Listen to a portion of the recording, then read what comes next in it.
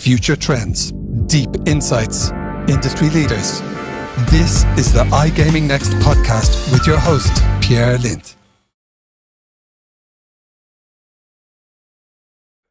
I would love to hear you tell the story of when you went to Colombia and tried to explain to the Colombians how to bring online gaming to this market. In Armenia. Oh my God. So that was before Columbian regulation. Like I helped write it. Right? So the trick was bringing Columbian regulation. So oh my God, where you sent me. What was that? That was 2015, 2016. I love this story. It's my favorite. You have so many stories, but this is my favorite. That was I was afraid. I was really afraid at the point, man. Because that goes to show how certain markets are operating under different circumstances than others, where you have to take into consideration crocodiles in. There's two sides. There's two sides to the story. So let's cover them both. Colombia technically had back in 2016 a central gaming.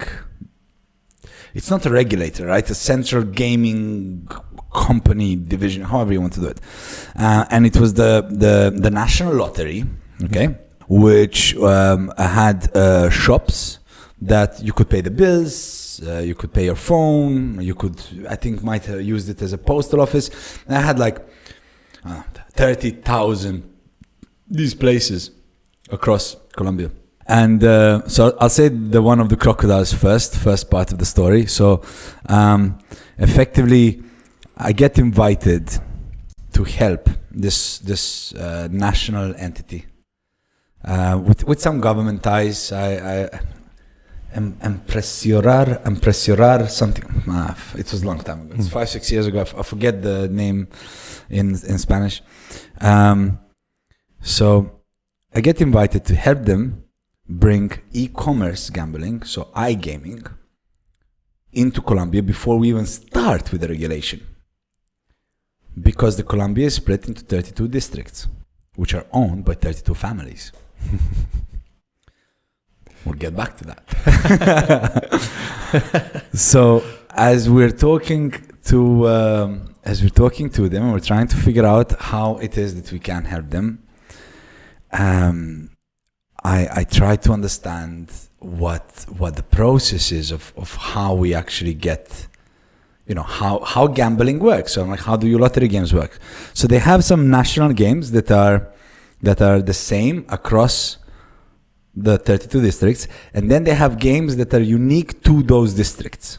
Okay, and the commission that the districts receive from the physical places where those tickets are bought differ depending on which ticket you buy for which game. Now the tickets, so Colombia is vast area of Colombia is situated in Amazon. So we're talking about how they collect the revenue and so on and so forth. And they were like, yeah, well, of course, we have Bogota. I couldn't remember the capital, man. So I was like, yeah, of course, we get this much revenue from, the key cities and so on. And then about 40% of the revenue comes from the jungle. Comes from where? About 40% of the revenue comes from the jungle. What do you mean? From the villages in the jungle. Okay, I mean, we're talking about millions, like millions and millions. Okay, how are you getting millions from villages in the jungle? It's like, well, we have runners. They'll come, they'll collect the tickets, and then they will, go, how do you call it? Canoe across the Amazon, go into the village, and they need to run the supplies anyway and collect the post and so on, and they will sell gaming tickets, collect the money from these villages that rarely have access to infrastructure, and then they canoe back. And, we lose some tickets on the way. No joke. We lose some tickets on the way. I'm like, well, we lose some tickets. We get some, sometimes they get off with the money. There's some theft that is controlled by the family of the district. Occasionally, there's crocodiles and accidents. Like a crocodile. I'm not even like the way that it was so casual. It's like, yeah, part of the process is a very perilous journey through the wilderness of the jungle to go sell some lottery tickets to the villagers that live, relatively disconnected from civilization. And let's push some gambling on them. Why not? Right? So we started from that. And I mean, that paradigm, for me, that just the concept of like some kid just canoeing through the Amazon, fighting off crocodiles so he could sell a couple of lottery tickets, killed me. I mean, I don't know. In my mind, it's absolute wilderness. I'm sure it's not as drastic as I made it out to be, but that conversation just simply made me stop for a second and go, for the first time in my life, I had ever considered the concept of how you deliver a service to very remote parts of the world, because, we don't live in places where there are very remote parts. Yeah. So that is the first part, and that is hilarious. But then we decided, yes, we can help you. We had to help them understand how they can distribute the commissions if they launched a central casino and sportsbook under a central regulation and give out licenses. How are they going to distribute the commissions to the 32 districts? Because right now, if you go and buy from this shop, then part of that money goes to the family that runs that district, which is fighting, and I'm saying Columbian fighting, with the family that runs the next district. So we had to figure out how to distribute the funds. So we set up a 3-day conference in Armenia, in this like 5-star resort in the middle of the jungle. Armenia, the city within Colombia, not Armenia, the country. Yeah. The country. I hope it's pronounced Armenia. I mean, you write it Armenia, so I don't. Yeah. So we had to invite these 32 families. So, for example, there's in Bogota, one family owns half of Bogota, and another family owns the other half of Bogota, and they keep fighting where the tickets are coming from. Like it's turf feud, man. Yeah, it's proper turf feud. Right. And in fact, the guy that runs one of the Bogota areas, I think like 60 or 70% of Bogota, he says, he was giving off such a vibe of like the Netflix shows that we watch, but really very powerful, man. I really enjoyed his company, but he came on day 2, he came late, and everybody paid him respects. I mean, there was nobody that did not bow. Yeah. And he sat me down, he's like, you're the specialist, I had to translate. I will be lying to you if part of me wasn't shitting myself, because now he's going, prove yourself to me, that kind of thing, What's that scene from The Godfather, you come to me on the day of my daughter's wedding. I hope you had a mohawk at that time. I did not have a mohawk. That was just before the mohawk. Right, yes. So we had this 3-day show where we brought 32 districts, 32 families, and we translated our, my curriculum of what they need to explain, how to explain the e-commerce, the operations and what to expect from online and acquisition and what affiliates are, and it's a whole new universe, man. I mean, half these people run kids through a jungle to sell tickets, and I'm here talking about affiliate acquisition. I knew I was losing the room. And plus there's, let's say, 2 to 3 delegates from each district, 32 districts. So you're speaking to a room of anywhere between 60, 70 and 100 people. They change and so on. It was very hard. The hardest part of that was nothing really happened. There was no situation that needed to be, there was in any way dangerous.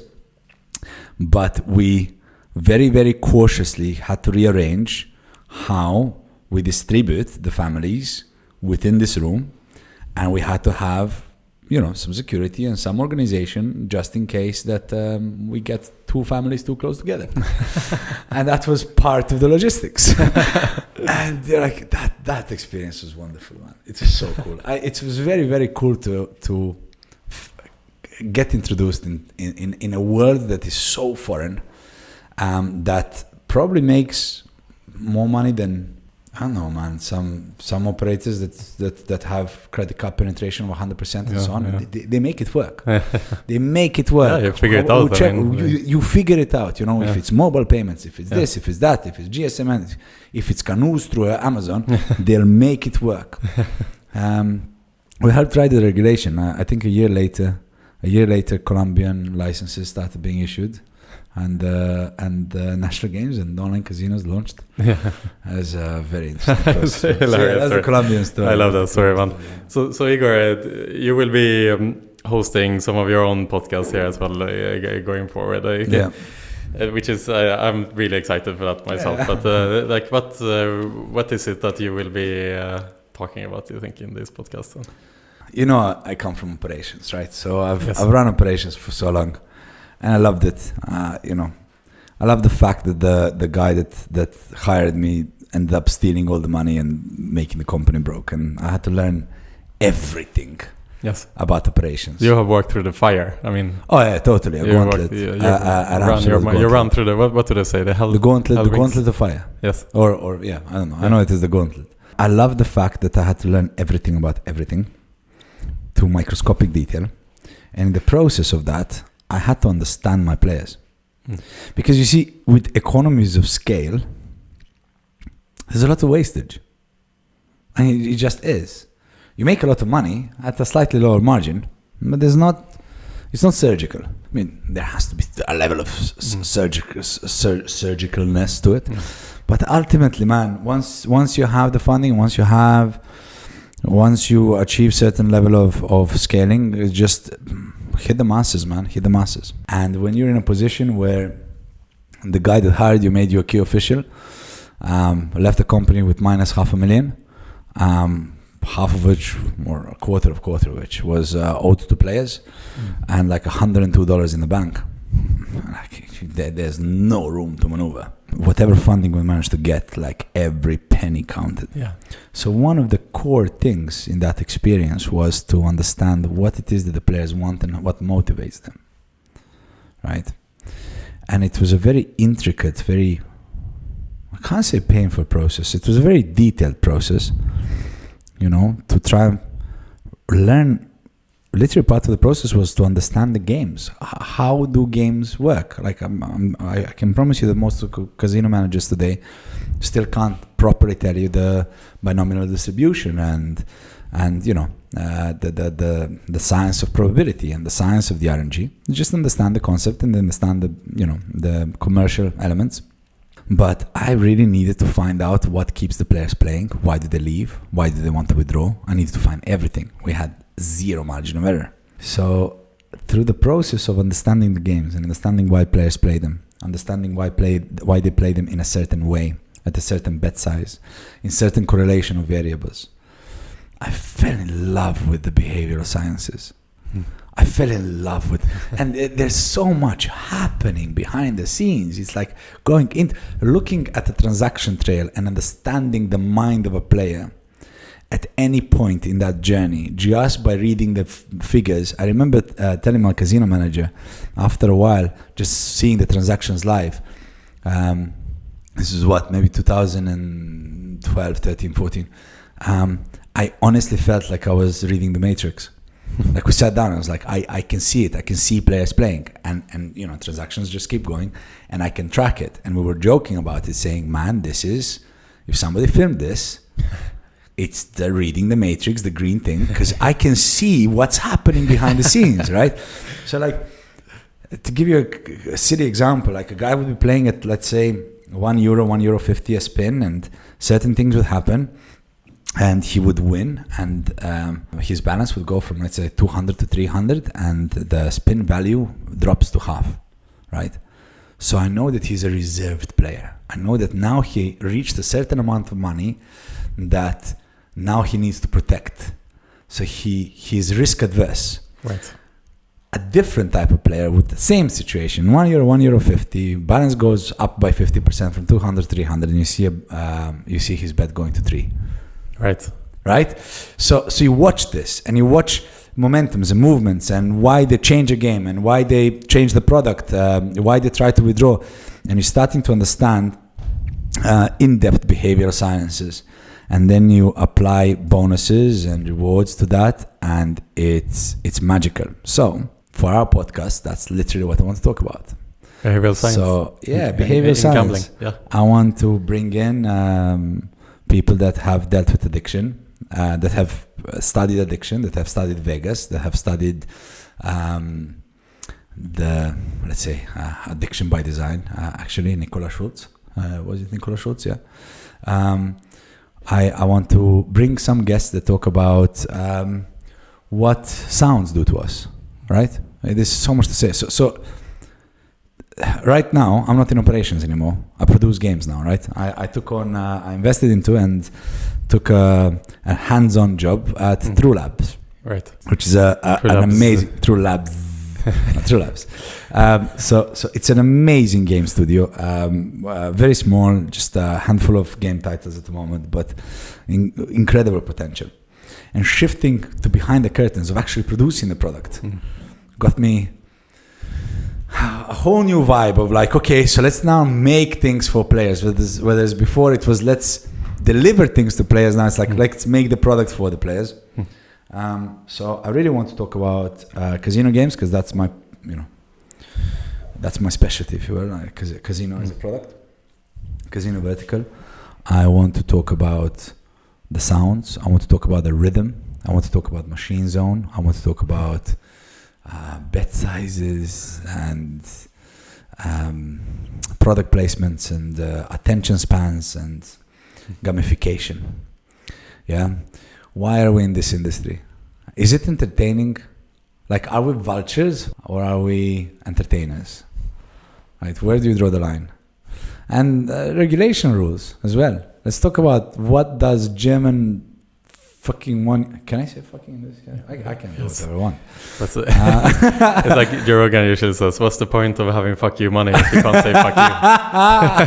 Right? So yeah, what does €1 bet do to a player? I don't give a shit what it does to an operator. Fine, it shuts down the market and turns it black. Okay. But what does it do to a player? A player that wants to fucking play. Like, a player that genuinely enjoys the gambling experience. I'm not talking about the derelict gambler, the degenerate gambler. I'm not talking about somebody that's ruined their life. I'm not talking about those. I'm talking about guys that I have met many times before. I really want to bring in Lucien. He's a crazy gambler, semi-addict that flipped his life around. Knew land-based games inside and out because he would be crazy about gambling. I had mentioned him on one of our podcasts.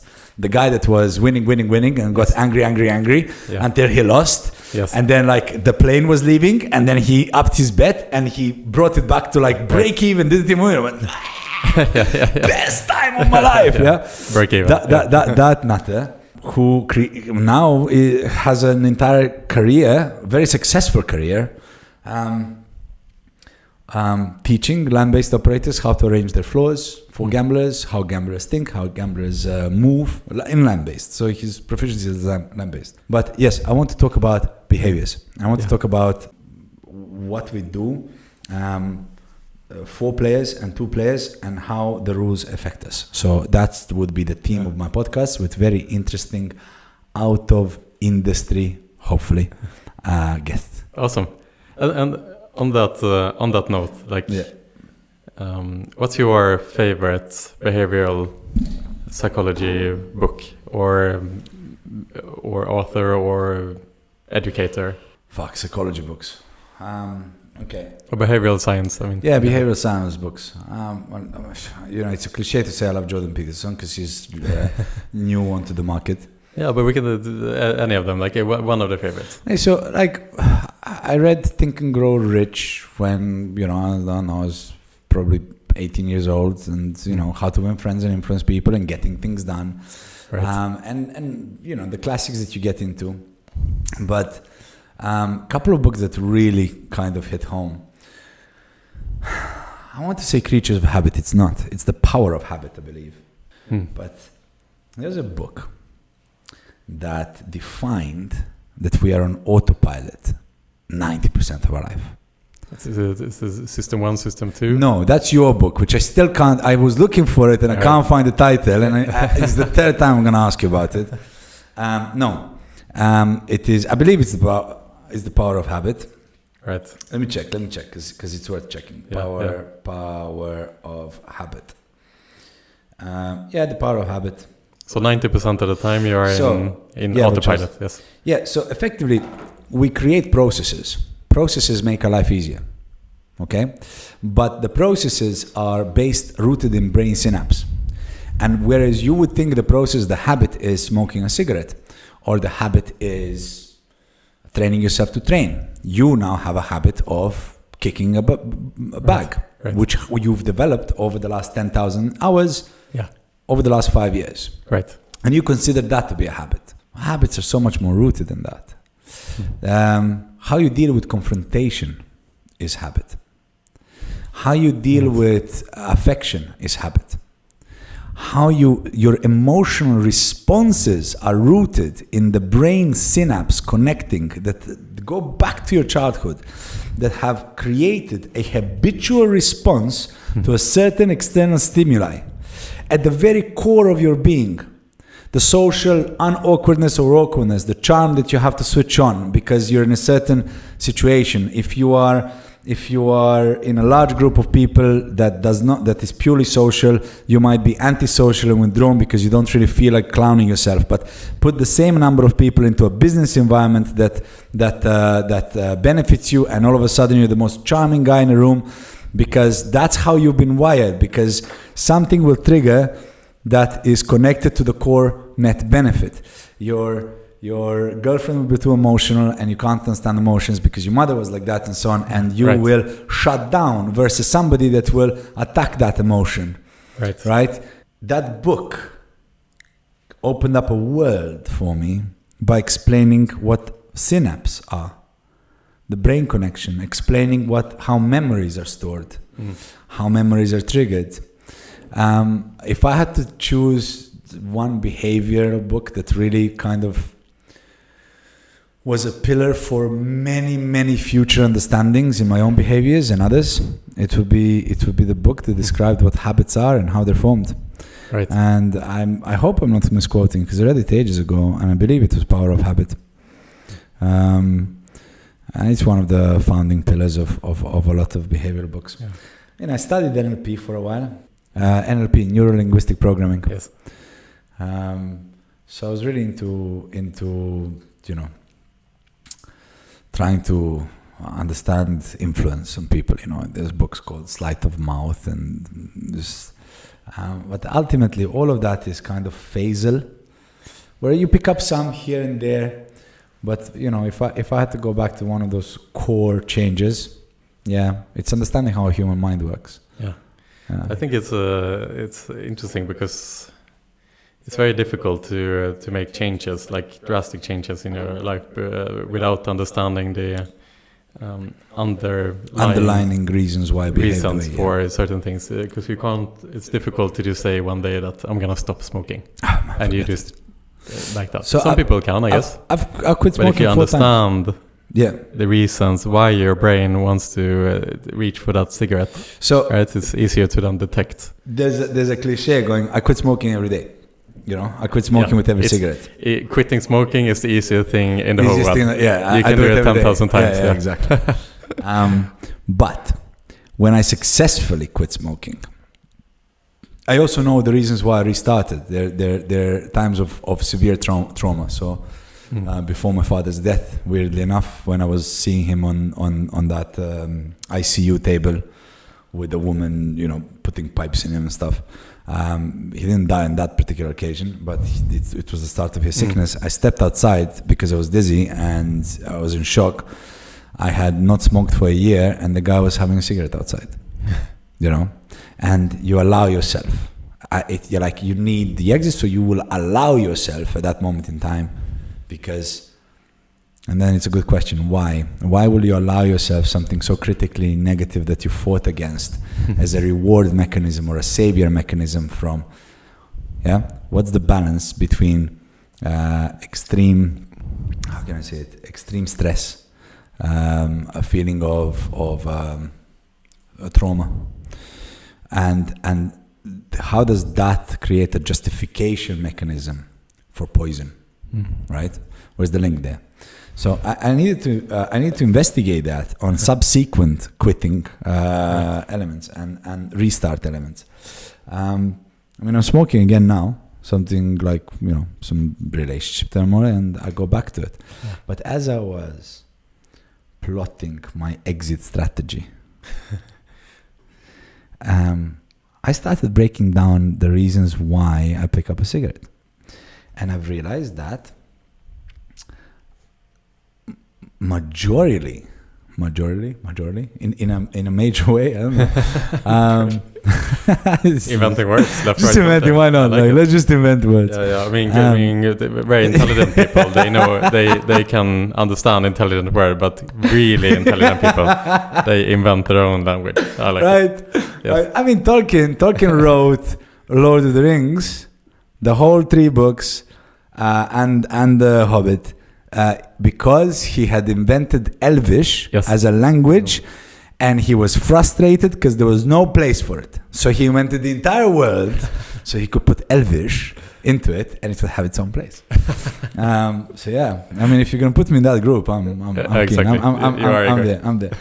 So I started realizing that in a very major way, my cigarette uptake was a reward based. So when I would be really productive and I would be really happy after a while, now I can have a cigarette. Actually, very few times where it was stress-based. So I used to have a cigarette when I have a change of scene. So going into a car, light a cigarette because now we're going to go for a drive. Right. Enter into a restaurant. It's actually not connected to food as such, but it's connected to satiation. So I finished my meal. Now I'm happy and content. Reward. Right? Only a small percentage of it was very stress driven. In fact, a lot of my chain smoking happened as a result of high productivity with anxiety. So there's, do you know the concept, the state of flow? Yes, well, I know the basics, I guess. Yeah, I mean, the state of flow, you can call it the zone or... Yeah, you're in the zone and, you just Can I read you on. something? Yes, please. I'm gonna try and find it. Just in the meantime, I'll just add something here as well. It's on the topic of kind of addiction and getting into these habits and routines. There was a really good analogy where if you imagine yourself looking at a ski slope that is it just has new powder. It's just been snowing, so it's all nice and clean. And then you have skiers that start going down this ski slope, and you see patterns going in this ski slope, and more you'll find these patterns becoming more and more solidified in the snow, and the skiers seek themselves to the same patterns, and that's the way the brain works. So that's synapse. In the synapses create these patterns, right? And so that's habit creation. Yeah, you're drawn to this field, and then the argument for psychedelics then it says that if you take psychedelics, that can kind of act as a reset to this slope in skiing, where you have the opportunity to rewire basically the synapses and create new habits. Absolutely, and that's what a lot of people are saying. It does allow you. It does. Right. First of all, because the synapse would connect for the first time, so your brain would be lit up. And so that's what there's been a study, for example, with the ayahuasca, which is one of the psychedelics that's been going back for thousands of years in South America, where I can talk to you about that as someone said that there was a study where heroin addicts who tried to treat their heroin addictiveness to heroin by doing ayahuasca are treated around 80% of the time, because they have a chance to rewire their brain, reset. Absolutely. These patterns. I mean, so I can give you a really relatively heavy, very impactful ayahuasca story that was impactful for me. It kind of introduced me to ayahuasca in a big way. I don't want to digress too much because I actually wanted to talk about, like we mentioned, like habits and cigarettes and so on. So for me, I realized, so in order to quit, I had to break down the trigger points, right? So I needed to understand what forms the habit. So I realized it was pleasure, I realized it was this, I realized it was that. And then I realized that when I'm on a high productivity level, I have something called production out of anxiety. Right. So I don't know, I get anxious, I get very nervous, and then I run and I go, but it's very unhealthy actually. I feel knotted in my stomach. And I tried actively reversing that. I underlined this probably 15 years ago when I first read this book, and I had to come back to it time and time again. And I only noticed recently on the side of the page there was a small in-mark. This one here. Okay. Are you seeing it? Like, I never read it. All right, up there, yeah. And funny enough, what that says is your ability to generate power is directly proportional to your ability to relax. Your ability to generate power. So it's like a pendulum swing. You can only generate as much power as you can be relaxed. Exactly. So in fact, they're saying this the state of flow. So there's a quote in this book, and I want to read it. It reminded me because we were talking about anxiety, productivity, smoking cigarettes, and so on and so forth. And one of my goals and one of my investigations of behavioral science and behavior within was to create a more easygoing life for me. So it would include a work ethic without anxiety, right? Personally. So as I was on that journey, I came across this. Rowers, yeah, have a word for this frictionless state: swing. Recall the pure joy of riding on a backyard swing. And funny enough, you said pendulum.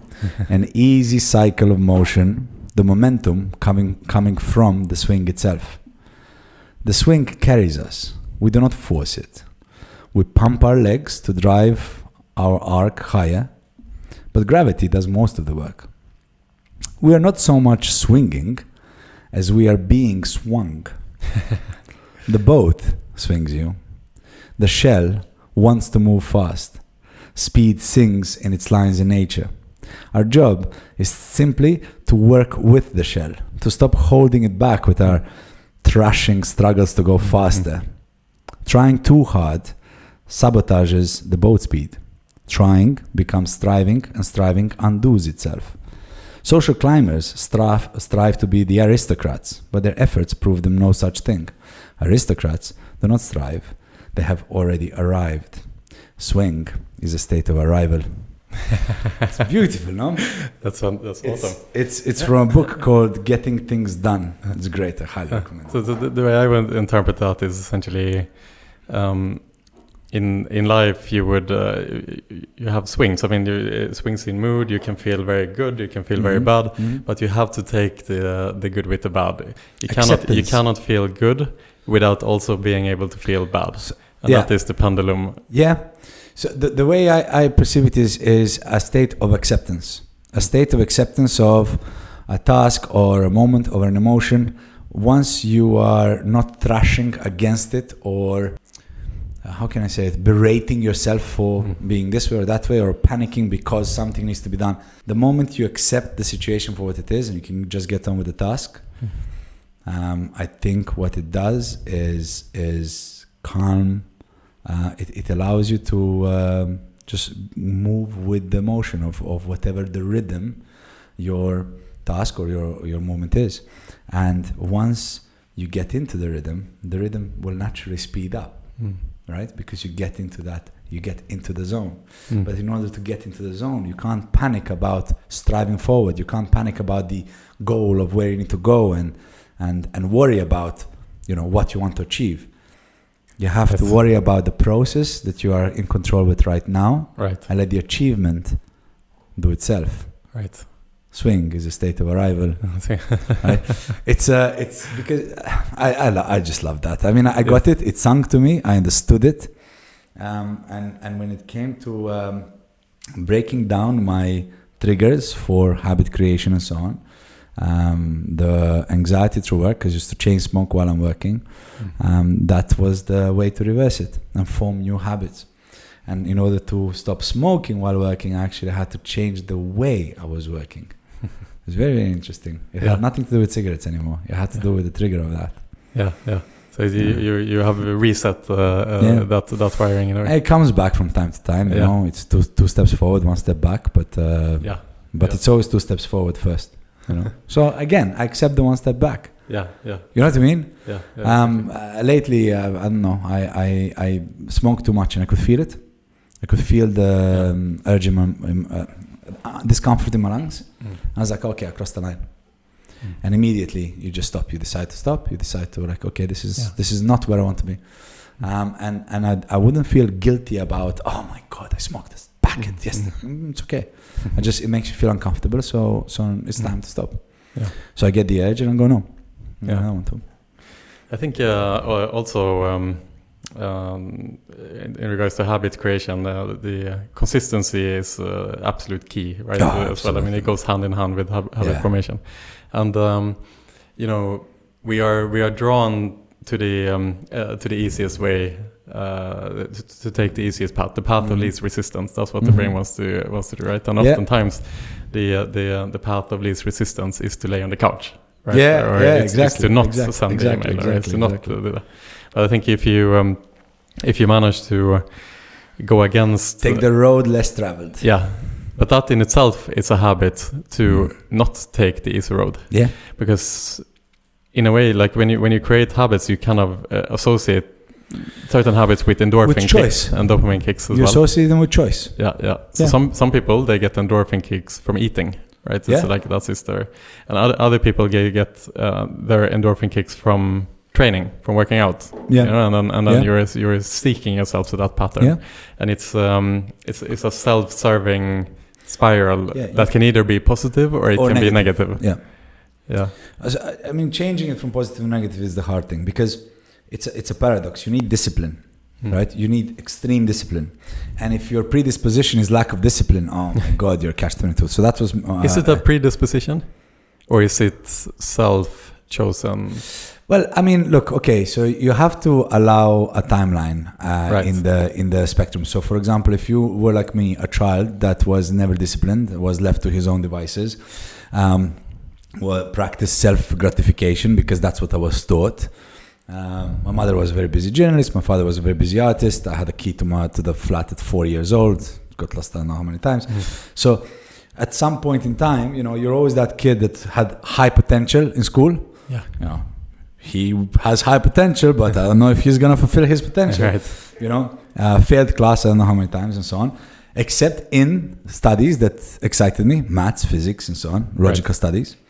Then you would have your synapse build, would have a predisposition for instant gratification and escapism from effort. Right? Effort feels foreign to you. Yeah, you start telling yourself a story. I think that's more the case. So if you're overweight as a child, your story is that you're the overweight person, and therefore, if you don't understand that you can change that story, exactly, you'll always remain overweight. Exactly.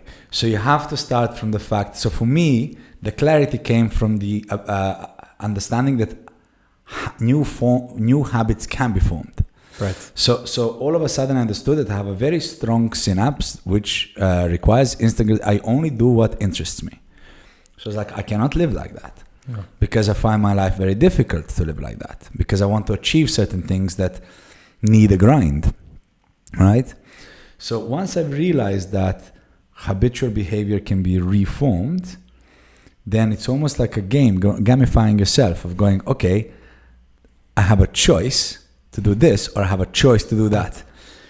In 10,000 choices, if I do 9,999 left and one right, I'm reinforcing the left. Right.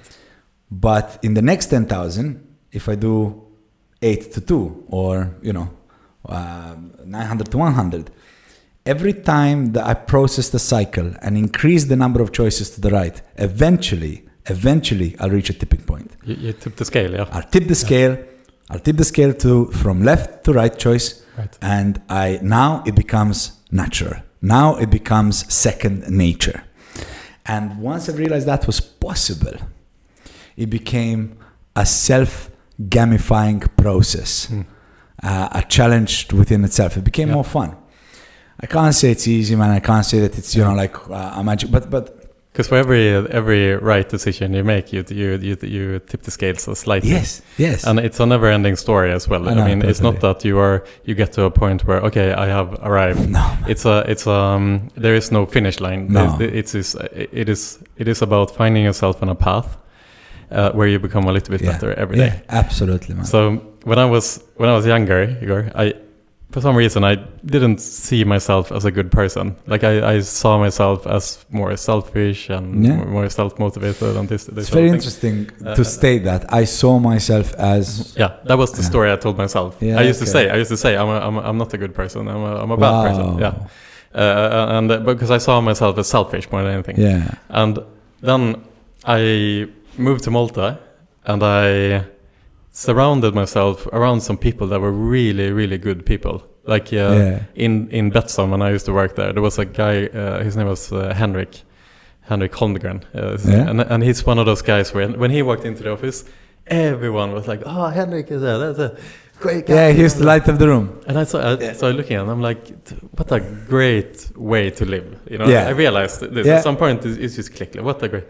And so I started thinking like, how can I be like that? Like I also want to be a good person. To be like that, yeah. And I realized that like you can force behaviors. Like you can trick your mind, right? Literally. So like I would do good things just to do them to trick my mind that this is now the new habit kind of thing. And one of the things that I used to do, and I still do it, is like when I go to like a public toilet, and, you know, as men are not as big. I want to see where this is going.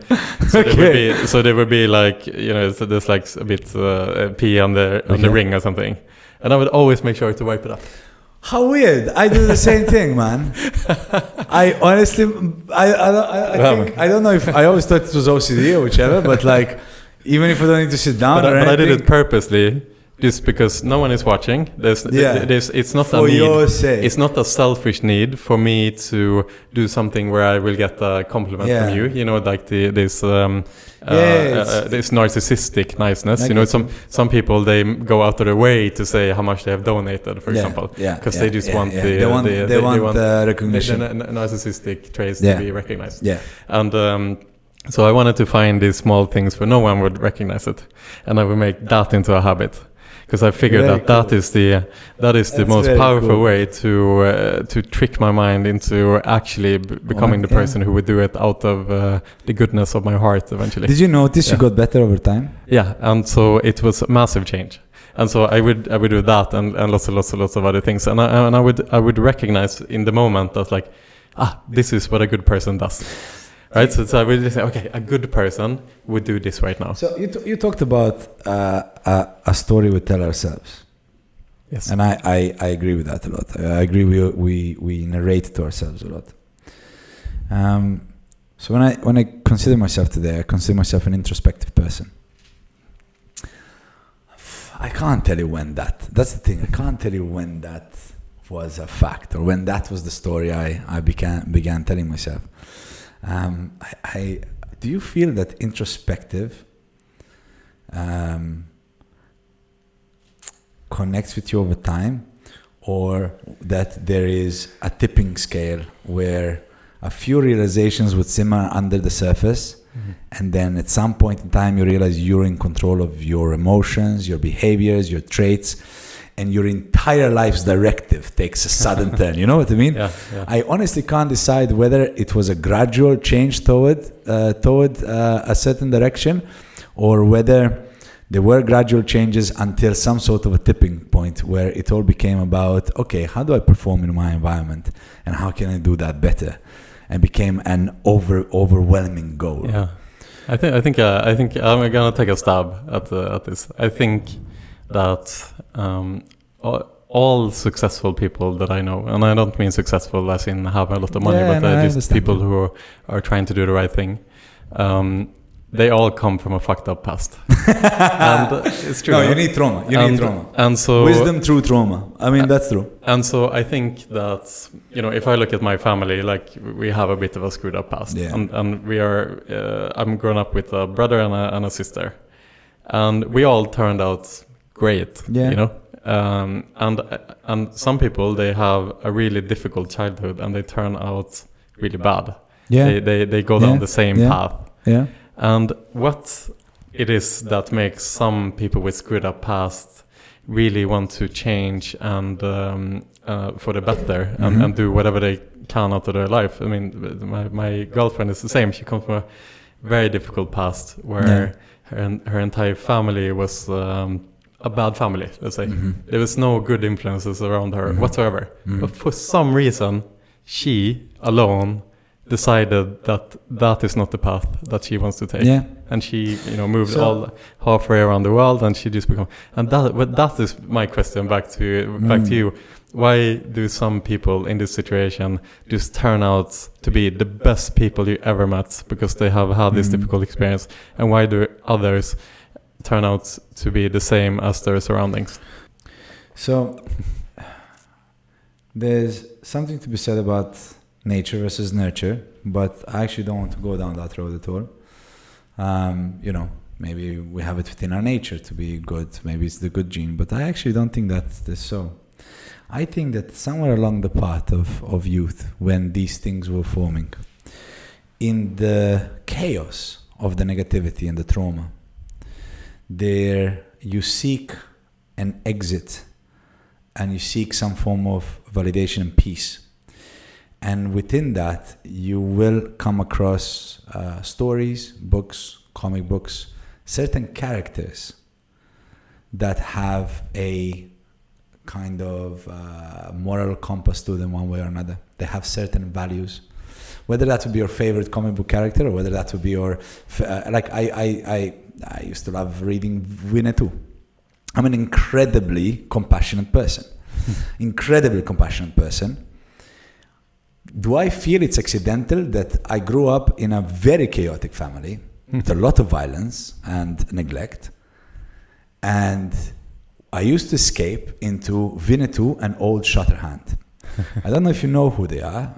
Very funny, a very interesting story. A German author has never gone to the United States in his entire life, and he wrote a series of books about an Apache chieftain and a white German man, big strong man, that arrives to the gold rush and he becomes a cowboy. And obviously the white fought the Indians, but these two were best friends in spite of all odds. I mean, I'm getting goosebumps, mate. James, they were best friends in spite of all odds. And what was an overwhelming connection between these two souls connecting was a sense of fairness and justice, and they could implement.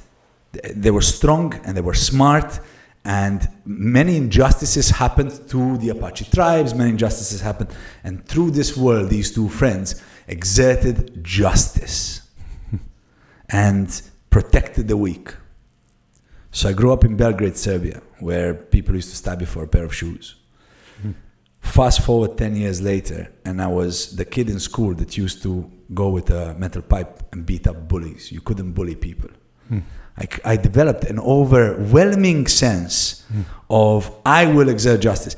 Could it possibly be accidental that in the chaos of the negativity and what I felt was wrong with the world and what I was not experiencing, you escape into an element that soothes you, and you adopt the character traits, certain values of these imaginary characters that you might connect to and idolize and imprint them onto you, or imprint yourself onto them.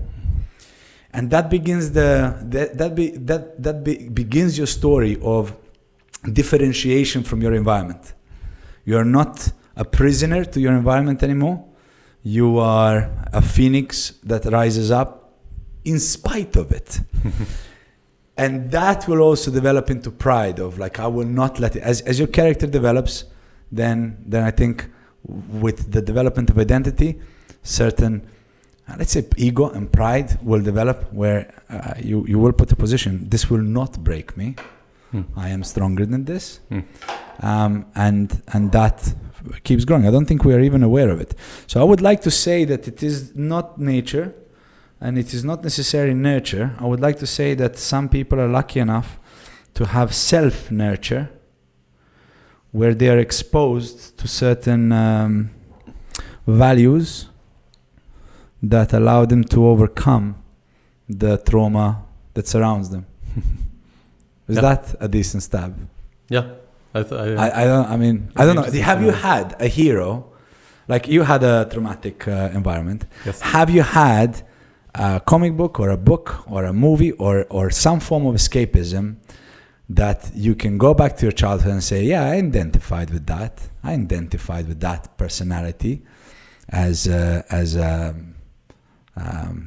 my hero or someone I would like to be? I didn't have anything like that I can remember, and I lived a very shallow life until I moved here to Malta. Really, but you're a very deep person. That depth can't have started happening in your 20s. I was very average at school. I was very average in everything that I did. I did have some ambition, I guess, when I was a teenager. But it was never really that. I was growing up in a very tiny village of like 2,000 people with, where you just live out, you coast through life. You just coast through it. And I never really had an idea what I wanted to do, anything like this, until I was in my 20s. Like, I was... I played poker, we did gambling. I had my poker club, and we would not really do much. We would just play poker and not really train much either. Kind of very mediocre. I was living very, very mediocre life until I was in my 20s and made this realization that I just want to be a good person. That's where it stems from. I find it. I mean, it's very possible. I always had the belief that introspection. The seed of introspection happens much earlier. Somewhere there was a seed. But it's really hard to pinpoint. And it's really interesting. I mean, if you look at these two paths, Jordan, our good friend, Jordan Peterson, at least we are friends to him. He's not friend to us, but we are friend to him. He doesn't know it yet, but he talks about that there's two paths that you can take in life. And you ask yourself the question, why... Like a 3-year-old child asked the question, why shouldn't I lie? The parents tell the child, don't lie. And the child replies, why shouldn't I lie? How incredible. I'll have to... It's like, why wouldn't I lie? If I lie, I get things easier. If I lie, I get my will. Like if I lie, it's self-serving, like I do better. And it's a great question by a 3-year-old. Why shouldn't I lie? It's like... It doesn't seem to make sense not to lie. But there's two paths that you can take in life, and if you take the path of lying and deceit, it leads to chaos. Correct. Right? So it doesn't serve a purpose. It leads to a dark path of chaos. It leaves open-ended loops. We'll go into notes, but okay. And the second path is when you decide to live a noble life. You want to have a noble purpose in your life. And a noble purpose, it doesn't have to be that you want to fucking change the world. No. But it can be that you want to make the people around you happy, right? That can be or if you want to have a positive influence, and that decision to live a noble life is what leads you to not lie. So I wouldn't even say you want to make the people around you happy, man. I wouldn't even go that deep. You can choose the noble purpose as you want. The noble purpose. So try and see it this way. So before I say that, how funny that was your example in my childhood. And I want to go back to reading the right books and whatnot and having heroes and moral codexes and whatnot. I refused to lie. Up until maybe 7 or 8, I had one of the most traumatic memories of my life. Is my mother, I imagine her this big, obviously, right? Yeah. She used to always be late taking me to school, and I used to get embarrassed because teachers used to embarrass me and whatnot, right? And I asked her at one point in time to stop doing that. And then she explained to me the concept of a white lie. She's like, so just tell your teacher that you've done this. And I was like, no, that's lying.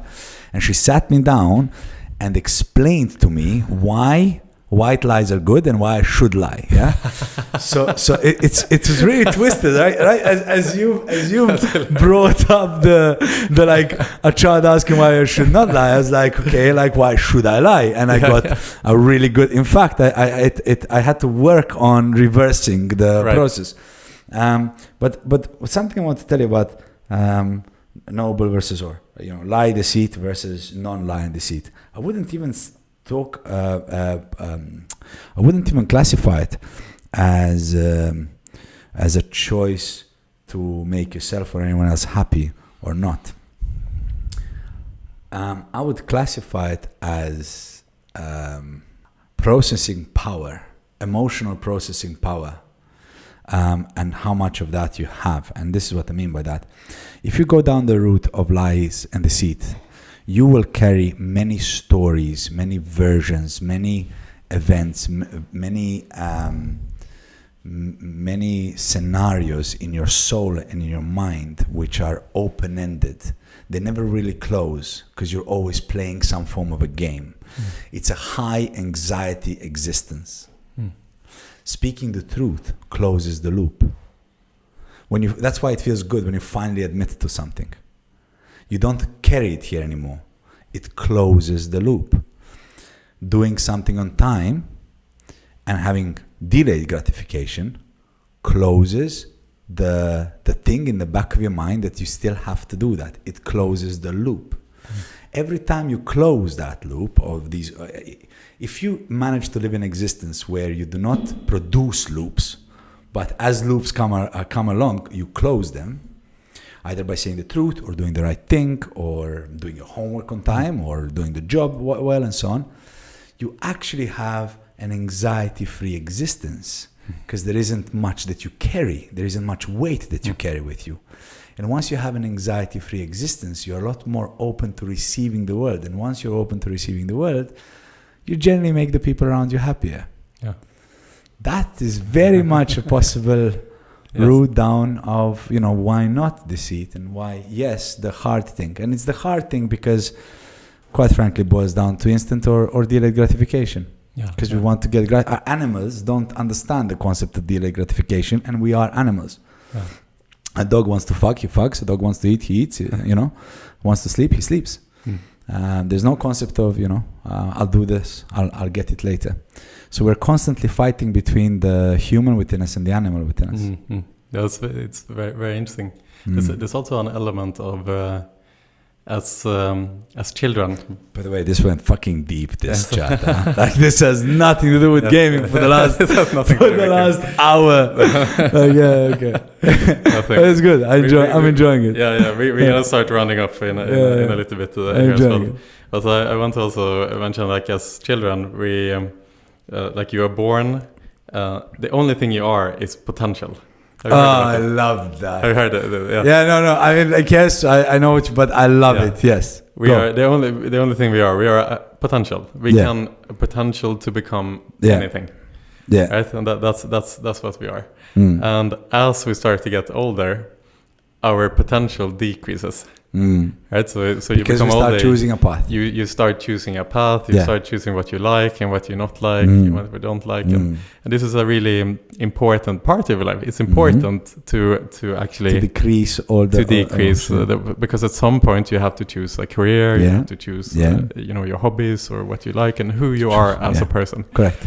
But the really interesting part is that I think it's not Freud, not Nietzsche, but Carl Jung. It says that the last half of your life is when you rediscover your child. Yeah. Because when you have solidified your career and your life, that is when you can start opening up your options again. Yeah. So it's almost like you decrease into like this, and then all of a sudden, and the purpose of happiness, like the purpose of your life, and is that the last part of your life you should rediscover your child. I like that. I like that a lot. I like that way of thinking. Well, look, this was a great intro to behavioral sciences. Yes. Right? We talked about behaviors. Exactly. And but it does relate to gaming. It does relate to gambling highly, because gambling is such a psychologically driven industry. Absolutely. It's pure psychology. Why do people gamble? Like, it's all about gratification. Right? Yes. It's all about gratification. No. I mean, there's so much to talk about when it comes to our players and why they do what they do. And I'm quite keen on even me discovering that journey through these podcasts, Absolutely. But me and you are going to continue this over a beer, which I think it's time to start to round off another guy. This has been great. And there's another way you can formulate like what is true happiness, and true happiness can be defined as when you have one foot in reality and one foot in the unknown. Yeah, that is true happiness. And conversations like this is when you have one foot in either. I'm happy to have shared a nice happy moment with you today. Me as well. All right, thank you, buddy. Well, there we go. Loved it, man. Loved it. Thank you for inviting me. We'll announce the first podcast. I'll see who we're gonna bring into the fold. Awesome. All right. Nice one. Good stuff, brother. Thank you, man.